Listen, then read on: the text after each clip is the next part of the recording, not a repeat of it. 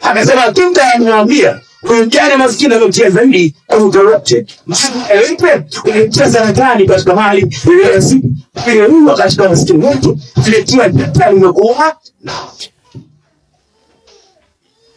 Msaidia tunaweza. Na kitu tunafikisha wale kwa kuongea. Kwa pamoja na tani sisi ni za tani watu kwa maana suri na za kaza. Alisema haiona maji mtende. Mcha, mwambie jina langu Mcha. Mwambie Mcha. Basi mchani alitoa senti mbili ndani ya sanduku la hazina, sadakani, yani ndani ya sanduku la hazina. Senti ngapi? 2. Kwa ulimwengu wetu tungesema hivi, aliweka shilingi 2. Senti 2. Mnakumbuka senti 2? Wangapi waliona senti? Ilikuwa senti 2, senti 10. Senti 10 senti 20. Wakachukua senti 10 sawa? Senti 10 gigi. Sawa? Akachukua senti kwa ulimwengu wa sasa hivi. Wenye 10,000, 20,000, 30,000, 40,000, laki, milioni, mamilioni. Sawa? Na mamilioni hela. Akachukua yule mama senti ngapi? 10, 20, sawa? Akaziweka ndani ya sanduku la nini? La hazina. Alafu ndio hela yote aliyokuwa nayo nyumbani. Alafu ni mama mjane. Unafikiri aliwezaje kufanya hayo kama ndani hakukuwa na moyo wa ibada? Kama ndani hakujengwa katika misingi ya ibada? Kama ndani hakukuwa na heshima mbele za Mungu? Kama ndani hakukuwa na unyenyekevu mbele za Mungu? Kama ndani hakukuwa na moyo wa haki? Hawezi kutoa chako chote mahali ambapo kuishi. Halo? Kwa mgeni ambao unamheshimu kabisa. Unaweza kaje nyumbani ukamlisha ugali na mboga? Kwa utamaduni wetu. Ukamlisha ugali na dagaa? Kwa nini unamlisha ugali na dagaa? Kwa sababu unamuheshimu Mungu wako. Namna unavyomtumikia, namna unavyomwabudu, namna unavyomtolea inatengeneza heshima yako mbele zake. Mungu aonekana, si watu wanaonekana. Si baba mkwe wala sio mama mkwe. Mama mkwe wangu akija hapa nitahangaika kweli kipi? Halo? Sitokaa kama nilivyokuwa. Si ndivyo? Sitaingia kama nilivyokuwa naongea nyumbani kwangu, akiwa nyumbani kwangu. Si ndivyo? Yaani kuna namna mpya ambaye ya heshima nitajabla. Kama nyumbani kwangu nilikuwa na bajeti ya kande siku hiyo, siwezi nikaruhusu. Haleluya. Haiwezekani. Kwa nini? Kwa sababu ninaruhusu. Kwa hiyo Mungu wa wewe amejenga heshima ndani yako. Usifanye kwa ajili ya Mungu. Unaanza mbele za Mungu. Hata maombi yako yatakuwa ni maombi ambayo yanategemea heshima yako mbele za Mungu. Unajua Mungu, mimi basi ni tu nimekuja tu, unajua tu kwa sababu tu nimekoma sana. Mungu, nimekuja tu kwa sababu nimefanya. Nimekwama. Huyo hapo hakuna kitu hapo. Huyo kuna mahali anafanyaje? Anaheshimu. Kuna mahali even kwa ganga ndo akifika kwambia anakuja mwenyewe anakoa akiwa anashuka. Hajaambiwa kaa, amekata. Lakini wewe kwa Mungu tena. Hivi ndio kosa, kuna kosa amani hakuna. Umekosa ibada, hujakosa sisemi watu watapoteza hiyo ndio wanakosa amani kabisa. Sijasema upoteza ile, yani umekosa tu ibada. Pamoja na watakatifu wengine, haujaenda ibada. Lakini ndani hakuna nini? Kama wewe una amani, mtafute Mungu. Kwa kiwango nilichofika mimi, nikipitisha siku sijaomba na uvuka. Sio ibada, hata ibada ya Jumatano Ijumaa. Kuomba. Au unaposikia sauti kwamba fanya kitu fulani nisipofanya. Acha kule na mtoto.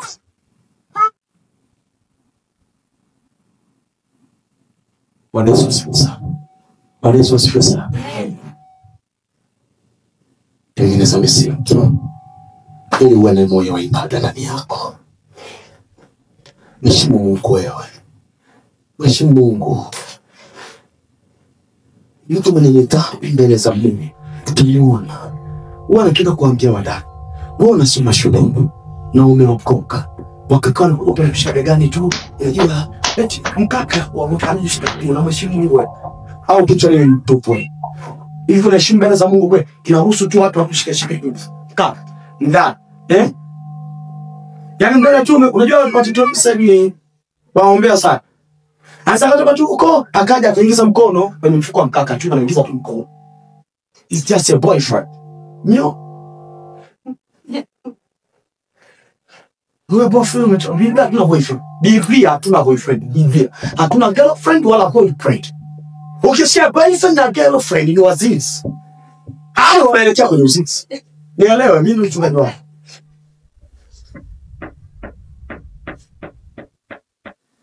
Biblia tunachumbiana. Biblia tunachumbi hayo.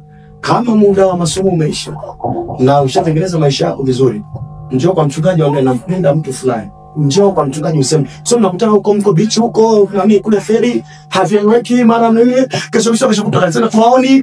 Unafikiri kutoka kasani unafikiri kazi. Wewe naanza taratibu, tunaanza tu. Si umekosa amani tayari? Halo. Mnakutana huko na mchungaji njoo rafiki yako. Huyo ni mtu na bawa ni marafiki sasa. Wanatembea wapi? Mtu na rafiki yake eti au ni wazizi? Ukiona tu ambaye yeye wazizi ni. Mimi ni wazizi ni.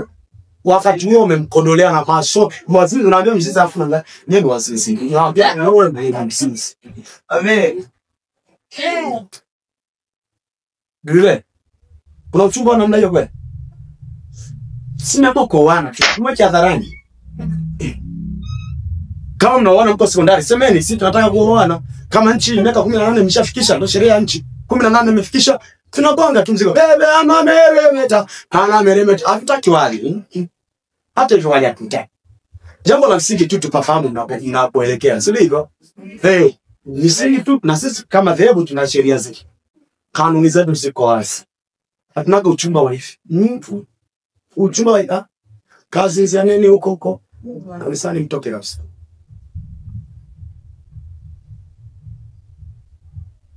Ede mdada una msimamo na Mungu wako, unashikwa hapa mdada,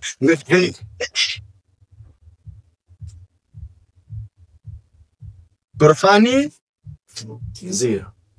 Kuna wengine wanisikia hapo walianzaga hivyo leo ni Mungu atakusaidia. Leo mko hapo. Leo ni wajibu.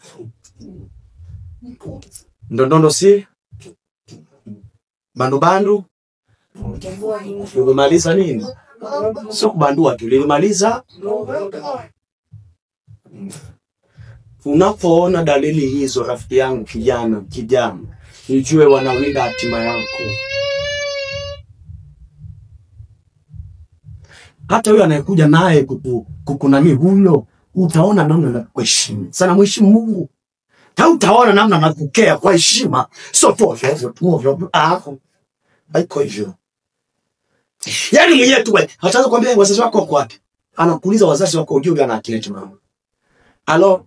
So kesho njoo nyumbani kwangu. Wewe. Kesho njoo nyumbani nasema una message. Wewe tunataka na vijana tu unafanya surprise. Msijiandae ni surprise. Nakusanya simu zote.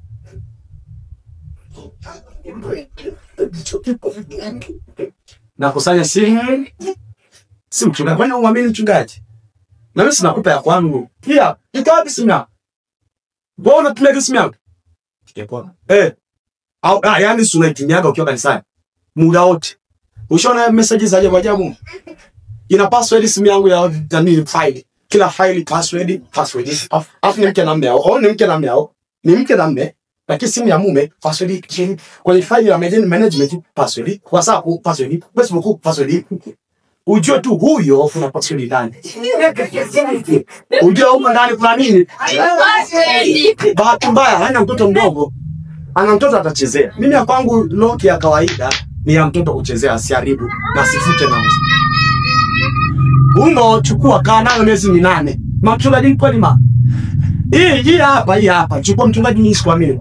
Chukua hiyo hapo. Peleka huko chezea gonga unavyoweza. Subiri miaka 8 hawezi never utakutakuta mjinga huko. uwezi ukakuta ujinga. Ingia Facebook, hauwezi kukuta ujinga. Kuna kwanza Facebook utahubiriwa tu, wacha dhambi.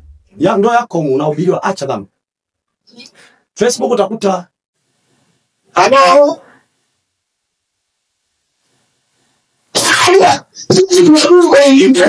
nini mnakuja sasa?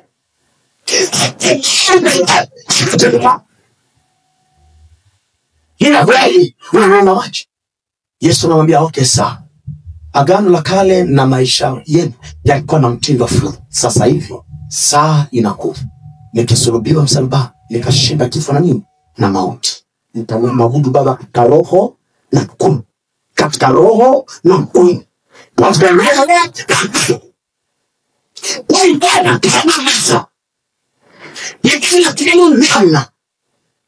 Kuzimisha shimo. Kuzimisha uyetepe.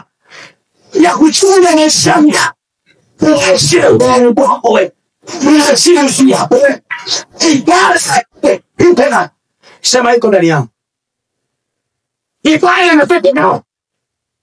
Ibada njema inaanzia wapi? Una kanisa kule nyumbani?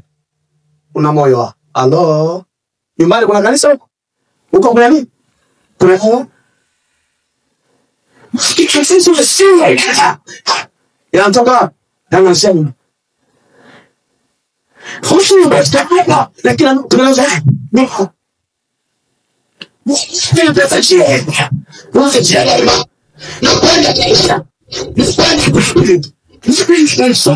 napenda kanisa. Utafuta nini la? Unajua mleni wangu. Yo kanisa leo nitapata atakuwa tu kanisa. Wacha nipela. Hauja hapa kule hela. Halo. Ngoja nimemiss mama fulani hivi sijaona muda mrefu sana. Ngoja niende. Hauja hapa kwa sababu umemiss mtu fulani. Hapa umekuja kwa sababu umemiss Yesu. Oh. Watakuja hapa kwa ajili ya kufikia na kumwabudu Mungu. Wanakuja kanisa. Kumbea. Wanatoka zaidi ya ulivyokuja. Alo. Wanatoka katika viwango vipi. Zaidi hata matarajio yao. Watakuja. Watoka wamepona. Wanakuja wanatoka kufanya. Wanakuja wanatoka fursa. Wanakuja wanatoka na upatanisho. Wanakuja wanatoka na viwango vipya. Wanakuja wanatoka na kuinuliwa. Sio umeanza ibada. Nyumbani. Ibada sikilizeni. Ibada yuko ndani yako wewe. Ni ibada umechimba. Tusaidie Mungu kwa kweli. Ukupenda tari, unaona kilimo. Wanchi hashini, unaona yangu. Wanchi hamsini, unaona yangu. Wanchi cheni, unaona. Ajali imepita, imepinduka ajali. Gari miguu juu, wani miguu juu, tuacheni. Gari inapinduka. Mgongo chini, matairi, ndio miguu. Umo katikati ya sita, hakuna nikufikia. Unaambia Mungu wewe ni nani? Yaani saa 8, unajua njaa ya saa 8? Saa 8. Unajua njaa ya saa 8? Njaa ya saa ngapi? Sio mchana, mchana utafanikiwa unaona sura za watu. Usiku. Kumsha sauti nchi zote umemaliza. Njaa ya saa ngapi? Saa 8 usiku. Bado mwambie Mungu wewe ni nani? Wamekutangazia kwamba wewe unajua ile ndoa yako inakufa. Hata wengine Mungu ni nani? Ni Mungu. Wafikiria sikia Mungu. Wewe ulibaka. Mungu. Nishinda. Basi chembe. Hii wewe watokea. Let me tell you. Naomba mnielewe. Mniamini. Niamini. Ukiona umeenda kwa Mungu na hakuna mguso kwa Mungu. Jua sikia. Ukiona umeenda kwa Mungu na hakuna mguso kwa kutoka kwa nani? Kwa Mungu. Sikia. Usiuliona muda ule. Sasa sikia haujaenda kwa Mungu. Ukienda umeenda kwa Mungu. Sawa? Kisha hakuna mguso. Kisha umetofuka, Mungu amevurugwa. Sawa? Kisha umemaliza Mungu amevurugwa. Umevurugwa. Sasa sikia, muda ule uliona. Sikia, nakwambia haujaenda kwa nani? Ila ulikuwa hapo kanisa. Na uliongeza idadi. Kwa hilo tunakushukuru. Lakini moyo wako uko mbali na nani? Na haikufaidi bure, inakufaidi kitu. Haikufaidi kitu. Wewe ujaja hapa kwa ajili ya kutoa sadaka. Kuna kitu kikubwa zaidi ya sadaka ambacho kinakuleta. Kilichokuleta hapa moyo wako mbele za Mungu. Halo? Kama unakuleta hapa wewe unachua unapitia. Unachua kitu unapitia. Unapitia kama ili ukapewa saa. Msije upate mishauri. Dao kutumika. Zia. Ele kesho kujia. Sikia bwana na kaiu. Kazi sikunia msimu kufanyaje? Mpaka mwezi wa 5 tutakuwa tumemaliza kulipa. Ndio kwanza tunapandia. Mahala pako pa kukatia rufaa ni kanisani. Mahala pako pa kukatia rufaa ni kanisani. Wewe unapokuja kanisani, wenda kuchanja. Nikautana mtu wewe sina nguo ya kanisa. Nguo sasa. Wapi umeandika nguo ya kanisa? Hivi na kitu na nguo. Wewe Mkristo wewe, hauendi mbinguni wewe. Hauendi mbinguni. Hapa hakuna nguo ya kanisa. Kila nguo inafaa. Madam usije. Halo? Wewe unajua nani? Hivi huo mtindo wa kwenda kuangalia mishono imetoka wapi kama sio shetani? Kanisa unakuja kuangalia mishono. Kanisa unakuja kuangalia pashe. Wewe hapa umeharibikiwa wewe. Yaani tunakuja tumechanika utamche umezaa kupatana mkunguni. Huyu alipatana nguvu. Unataka tunasosheleza. Unajua mimi sina zile ni kujilinda nazo hizo aswezi kanisa balance wewe.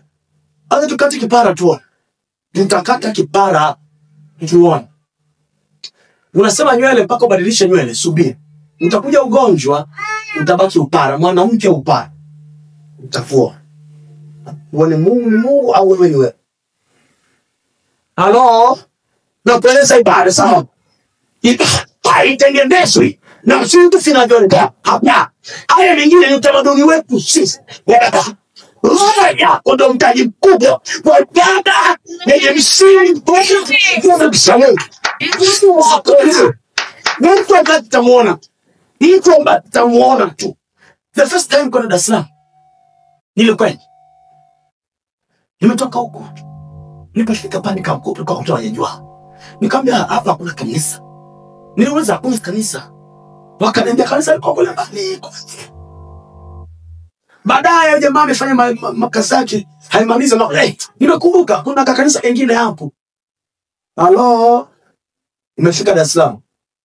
Naijua Dar es Salaam? Dao naijua. Yenyewe tu ni da. Da yenyewe tu ni da. Si mtu amenielewa. Yaani unaweza kutoka Mlokole ukafika kule Tongudo. Yenyewe tu ni nini? Yaani mtoto wa watu wote tabia za wizi. Ukiingia hapa, usipokuwa makini, mtabangi na chizi ndani yake. Nikueleze vibaka wote wa Dar es Salaam wale 80% ni wa mkoa. Ni wa mkoa. Waliozaliwa kule wakatelekeza familia wote wazawa ni wachache.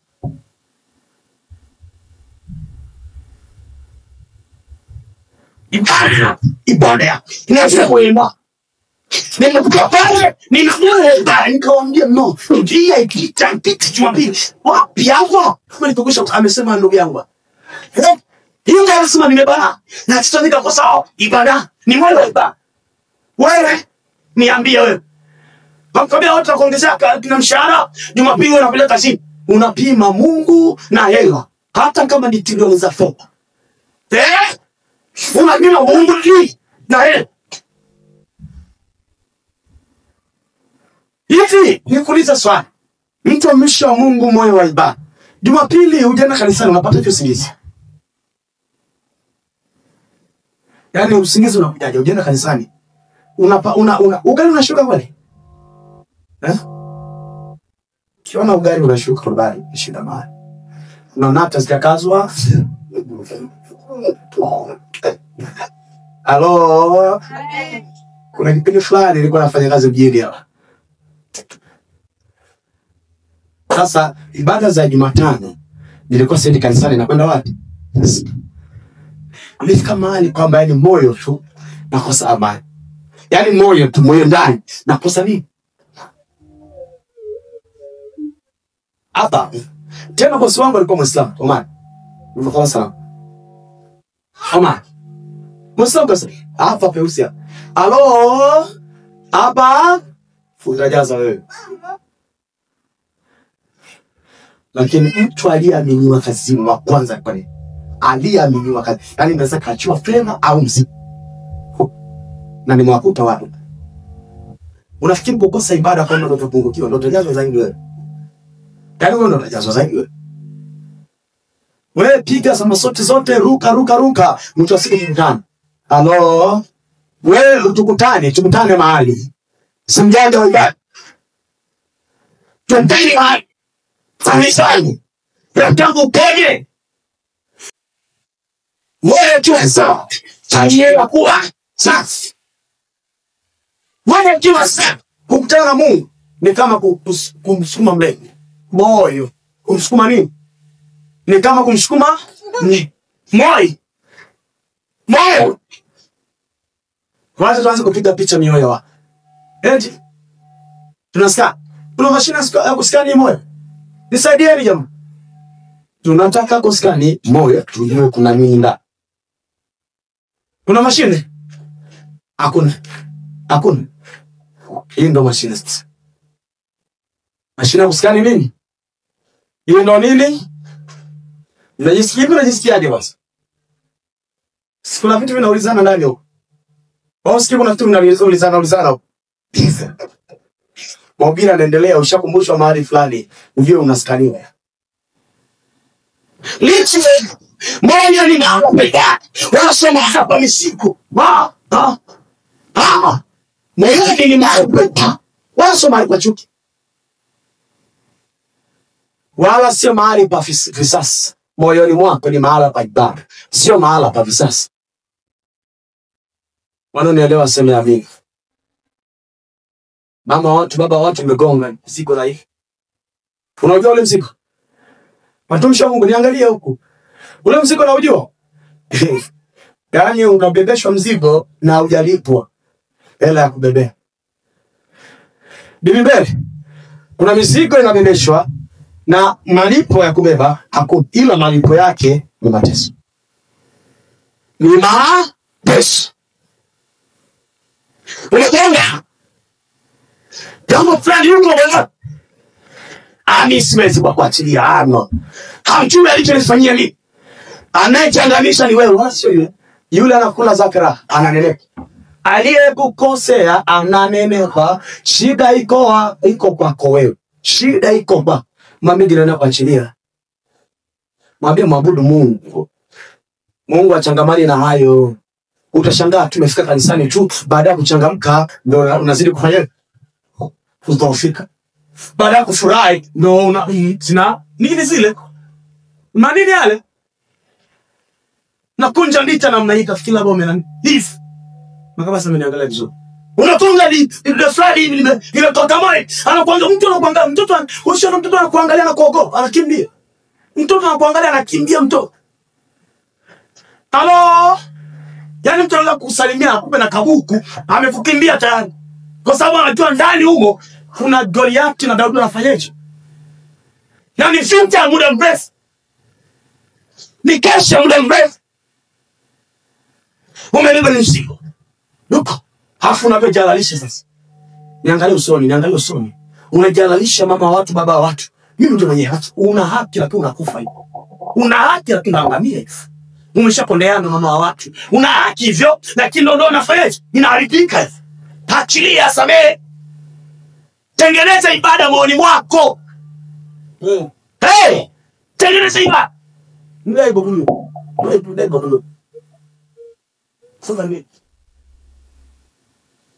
Halo. Amechukua mimi. Tengeneza amani. Na sio tafuta kuwa na amani na watu wote. Na watu wote. Bwana mimi tafuta kuwa na amani na watu wote. Nitaka kufundisha ibada. Popote mfako uwe huru. Mungu anasema limbo la yangu. Hapo ndiko penye nini? Ya huru. Fungua moyo wako. Tunakosewa jamani. Tunakosea na mimi nakoseaga. Halo? Wewe sio mmoja, mwambie jirani yako na mchungaji anakoseaga.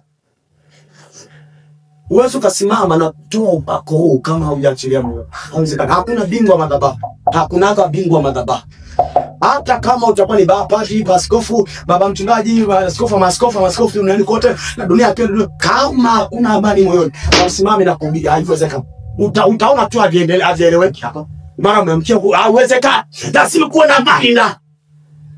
Lazima kuwe na amani. Tengeneza amani. Unapotengeneza amani, fitness ya akili kwa sababu vizuri inaonekana. Niangalie. Niazungumza na mtu.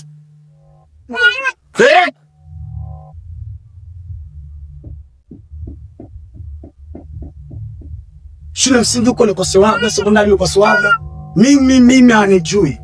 Mpaka atakufa afe. Anakufa baba wake, mama wake, hana shida. Shida umebaki nayo. Samani bwana, nikafukuzwa kazi. Niko darasa la 6. Unakuta tunafanya kazi fulani. Nikafukuzwa. Zamani kabisa. Niliongea, nilinuna, nilikasirika, nilipazika, njia nzima nikaongea. Halo, ushaona baba? Nasema huyu baba leo huyu. Alikotoka huko anakopenda huko, kuna kazi. Tulia zangu. Anayebeba maisha yako ni nani? Bwana Yesu asifiwe sana. Hata hivyo unafikiri unafika hapa nika neema tu. Tengeneza moyo wa ibada basi. Boresha misingi ikae vizuri, utafanya ibada nzuri. Sitakuwa na nidhamu, ni heshima mbele za Mungu. Wewe mtu hauwezi kama magomvi ndani kutengeneza heshima mbele za Mungu. Haiwezekani. Yaani mambo ya Mungu tutadharau, utakebei tu, utayadharau tu, utadhiake tu. Ni kama wale wadhambi ambao unakuta mtu anahubiri anampigia mawe. Unasikia huyo amerusha mawe. Nimemwona amekuja mpaka Sonya, afakaja watapambana. Vita hapo. Yaani unakuwa tu ni mtu angewaje, wewe moyo. Tengeneza moyo. Unakuja insano tutamaka. Agizo natolewa umelipokea.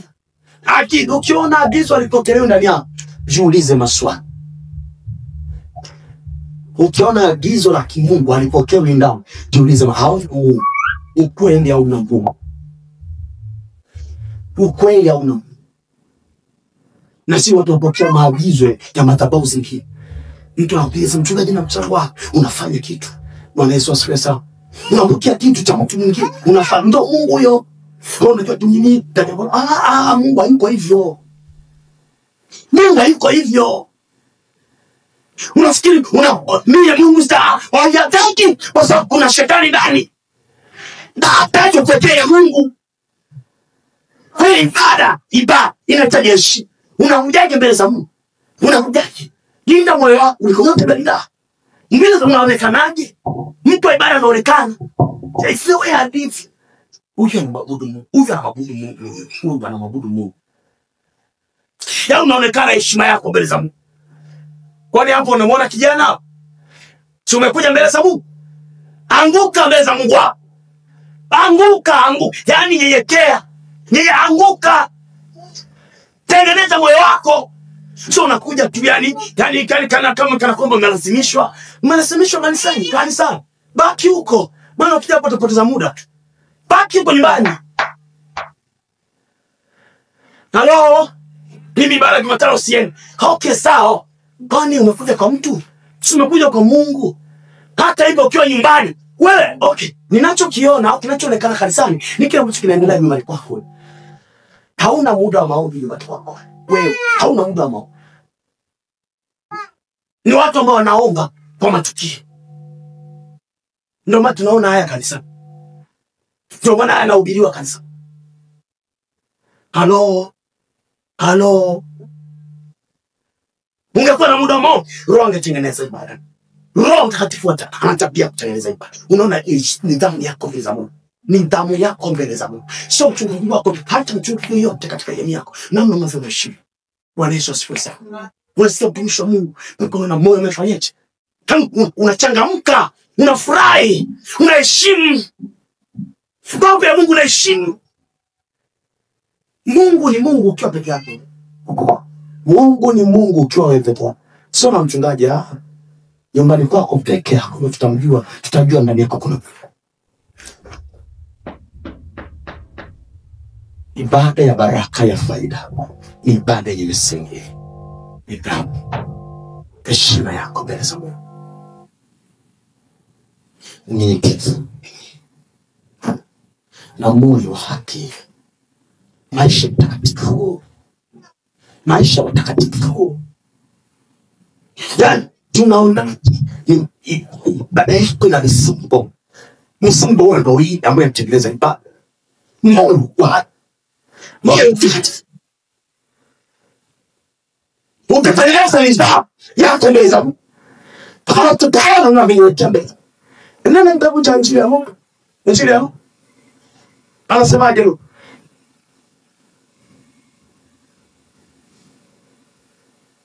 Luka sura ile 22.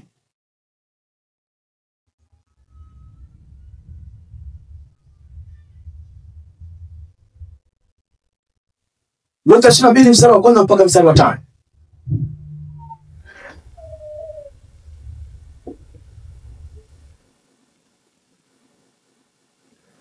No, sorry, Luka 21. Luka 21 1 mpaka 5. Luka 21 1 mpaka 5. Luka 21. Luka 21 1 mpaka 5. Anasema hivi. Akainua macho yake akaona matajiri wakitia sadaka zao katika sanduku la hazina.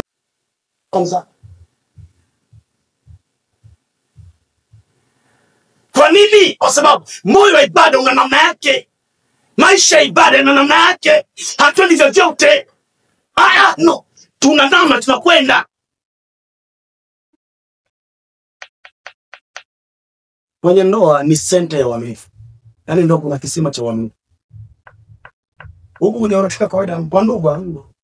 Kwenye ndoa ndio yaani mahala ambapo kama tunachota uaminifu kwenye deseka, kaichote kwenye nini? Kwa sababu Mr. Kindogo umeoa kizazi. Ni kweli?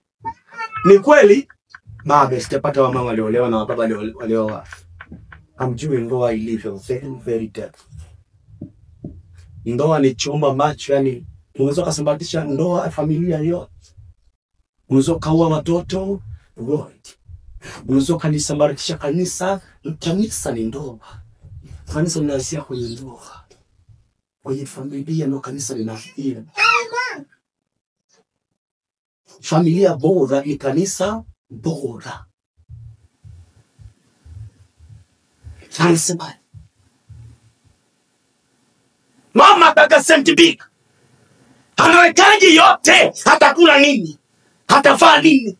Ni mchana ana mume. Hatamletea matumizi hakuna. Lakini ametoa vyote. Kwa nini kusikijeshi?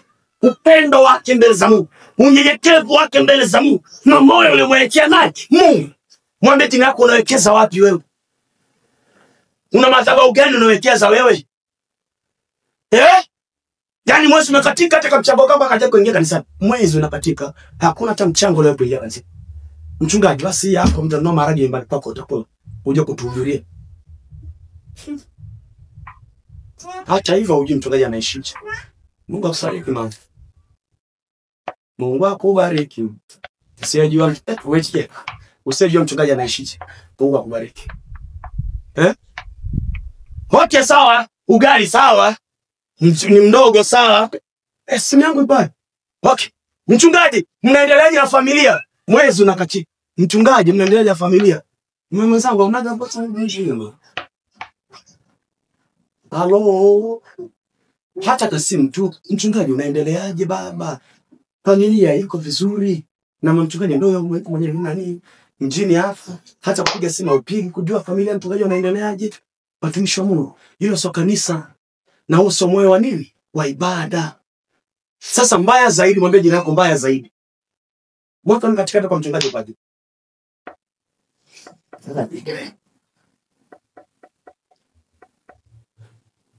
Hai.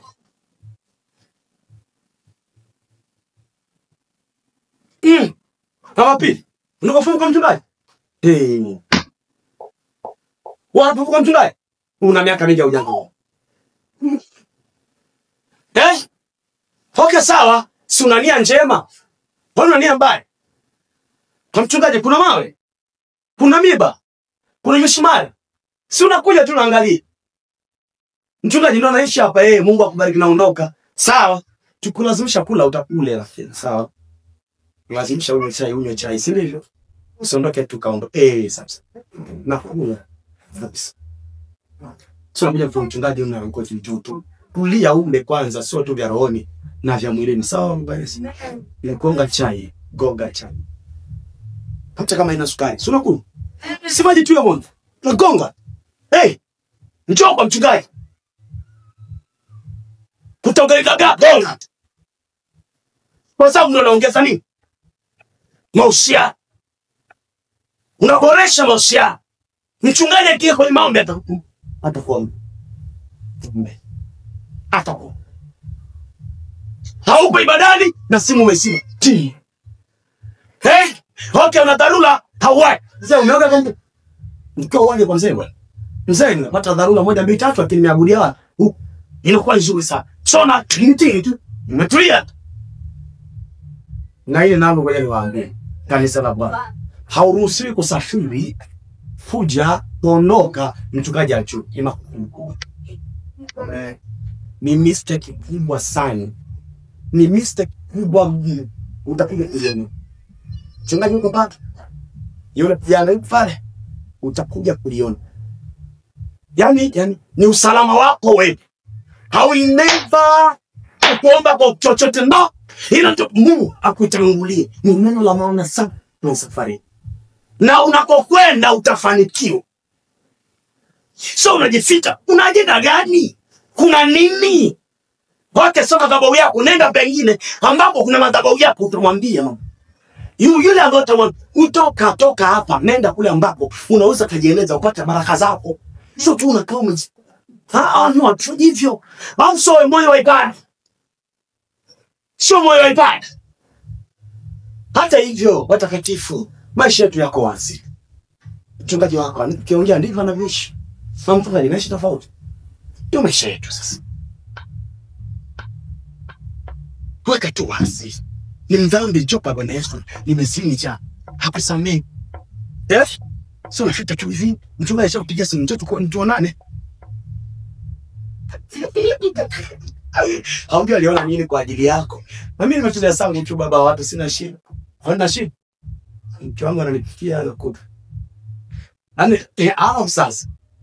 Unajua wakati unasumbuliwa na kitu fulani, mtu anajiona ni mjanja, unafika mbinguni.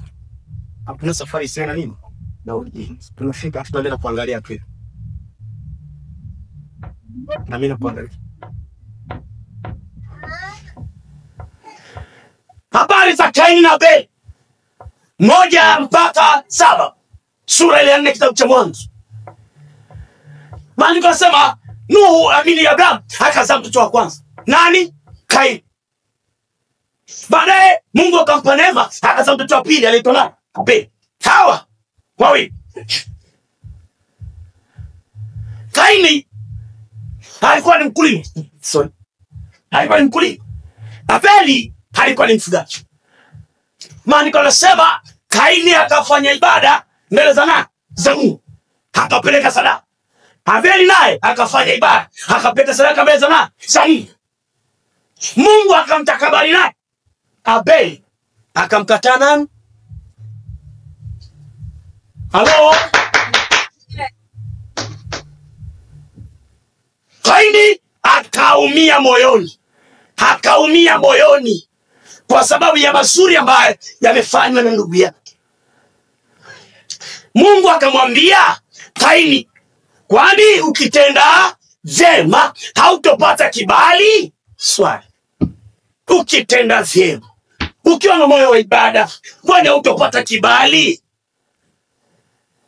Misingi ya ibada ikikama alipata, hautopata kibali. Angalia, dhambi iko mlango. Inafanyaje?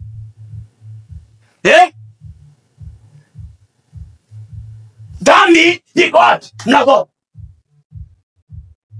Inakutamani. Dhambi inakutamani. Yaani wewe unaona kahamu kanini kapombe, yani kahamu kumbe pombe na yenyewe tu inakutamani wewe. Wewe unaitamani na yenyewe unafanyaje? Mwili unawasha. Kumbe unatamani na wewe unafanyaje? Unakuta kwa sababu ni roho. Ni roho.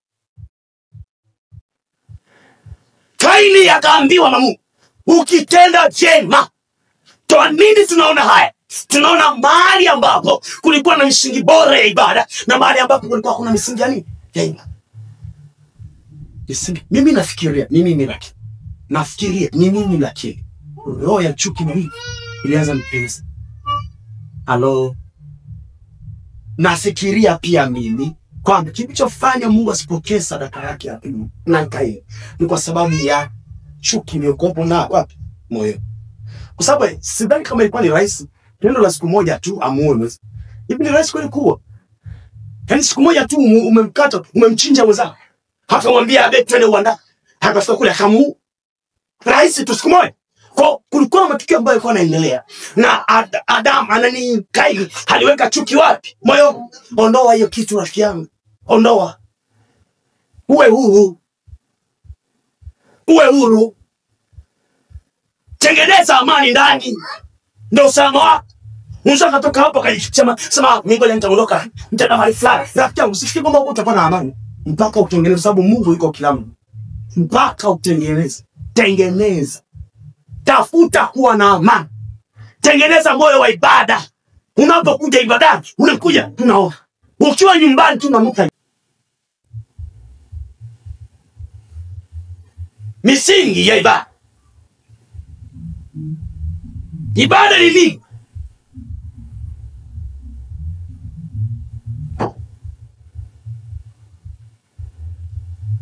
Tunapozungumza ibada, tuna maana gani?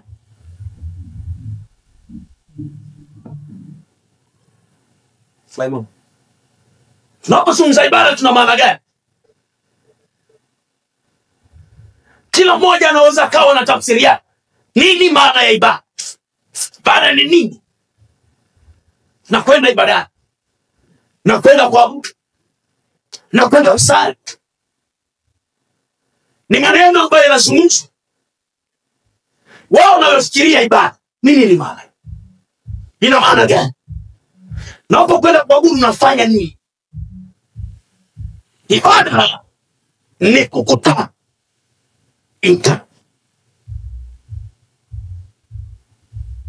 Ibada ni kukutana baina ya pande mbili. Ibada ni kukutana kiroho kwa kutoa heshima, unyenyekevu na kujikabidhi kwa upande fulani. Ibada ni kukutana ambapo kunatoa heshima, unyenyekevu na kujikabidhi.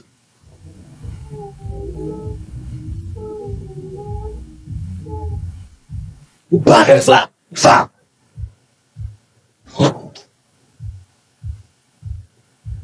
Ibada ya Kristo inabidi maana ya kwanza hivi. Upande wa pili ni mwenda. Upande wa kwanza hivi. Upande wa pili ni mwenda. Na single veritas zinafanya kazi. Hamani zinakombani au dimani. Upende kutoka kwa kazi. Dia kujebu. Anaabudiwa. Dia katuwe kwa ibada. Na shidaipa. Kwenye pesa. Kwenye Wakilamia chini hata ulamba. Wasipenzi. Kuhichi. Kwenye pesa. Wema. Kwenye milima. Makufurili. Na vitu tinawe hiyo. Leo. Sio. Au upande na pamilio. Wasipenzi. Sio kujistewa na wakaiabudu wale chilidine sasa wewe damu yako wewe Kaiza Kaiza Hallelujah. Nimeshika. Nimepita sana. Unachokita sasa. Ni sura. Ni unyote. Uambatane na. Unachokita sasa. Ni sura. Unyote.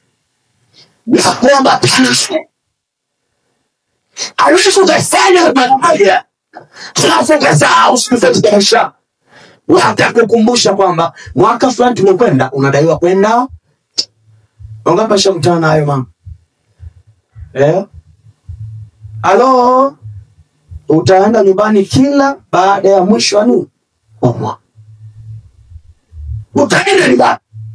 Kusema kwa haki. Utaingishwa na kushiriki kwenye shida. Sensi. Lunga hii. Ni bazo nisi. Na tasirikisha. Na mwisho wa siku tupanda kuwa na matokeo. Kwa sababu lengo moja uishi. Acheia unatetemeka. Aleo. Ni baba ameagiza unatetemeka.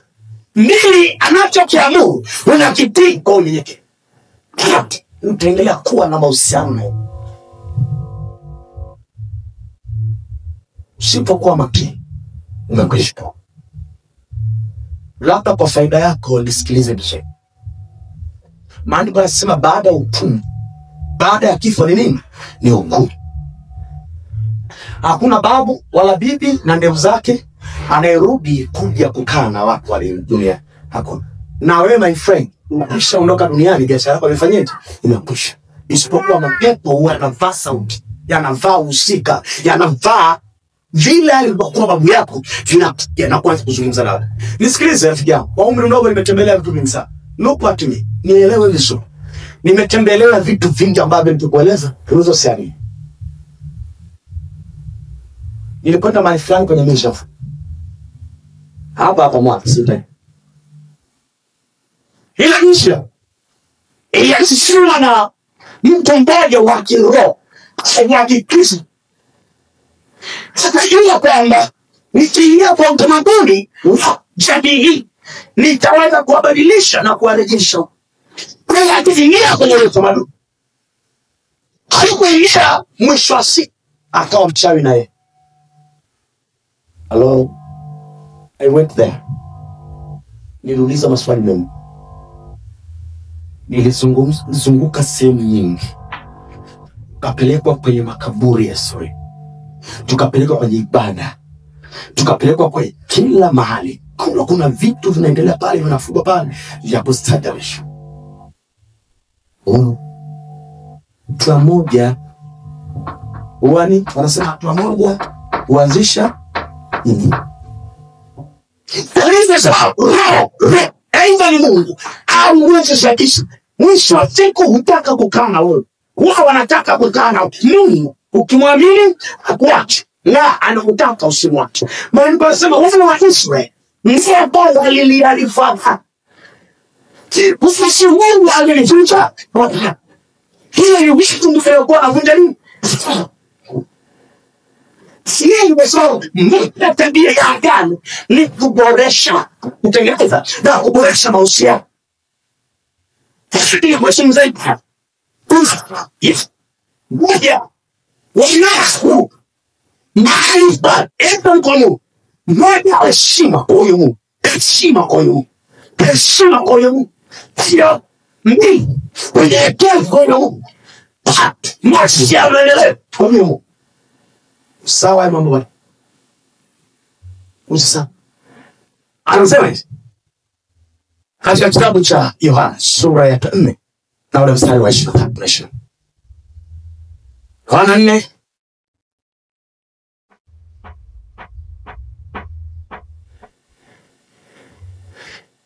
Sinataka tusome maandiko yanasema Injili ya Yohana. Lakini Isa inakuja. Naweza kuipigia. Na alisi wa kama mdumara Kwa maana baada ya kama wao wamewabudu. Chukua na siname. Mungu ni sawa. Wewe unapaswa kuabudu katika jina la kweli. Sasa inakuja hapo sasa. Watu dunia hiyo. Wewe hapa kuabudu. Sio la kweli. Mimi sasa Mungu ni yeye. Mungu ni anahitaji kuhubiriwa. Esta Isra. Porque Yesu Kristo. Porque njia mpya. Namna ya kupokea hivyo. Basi. Kabla pale walikuwa wanyama. Walichinja wanyama. Wakatoa dhabihu mbele za Mungu. Kwa ajili ya utakaso. Walikuwa na matukio ya kiutamaduni ya kidini. Kwa ajili ya kuleta ibada zao. Lakini kwa Agano Jipya Yesu hakupenda mama Samaria katika kisima chako. Hapo tulipo masomo. Anachokuambia Yesu anafia zile hali ya kuni. Wakijika hatutazamani katika tatizo wao. Sasa Yesu alikuwa mfanye shauri. Yesu anajua. Yesu anajua. Yesu anajua. Yesu anajua.